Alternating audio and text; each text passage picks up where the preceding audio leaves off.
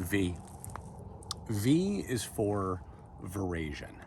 That's your word of the day, and we're checking it out with white grape varietals. So if you're making Gewürztraminer, Pinot Gris, Sauvignon Blanc, Viognier, Chardonnay, what are we looking at?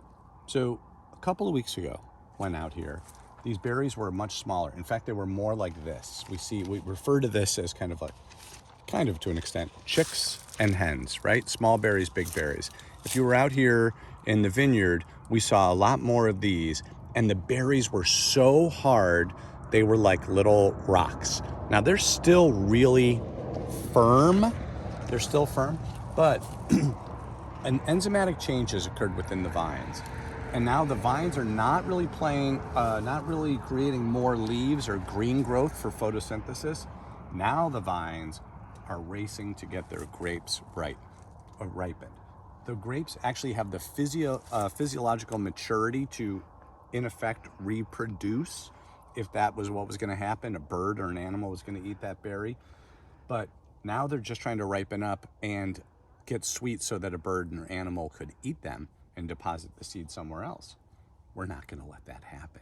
We're going to be the birds. We're going to grab these berries and turn them into wine. But during this Veraison period, it's still too early. It's still too early. So we'll come back in about 2 weeks and check out that's when we'll start evaluating flavor development. That's when we'll start looking at sugar levels. But right now, everything's looking really good.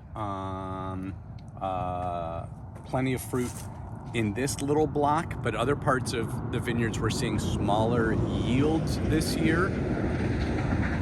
Growers hate smaller yields because they get smaller yields, which means less money. Winemakers, they don't mind it as much because typically if you have less fruit, you get more concentration of flavor because your grapes to leaf ratio, you have more leaves for that photosynthesizing capability. Everything looks good.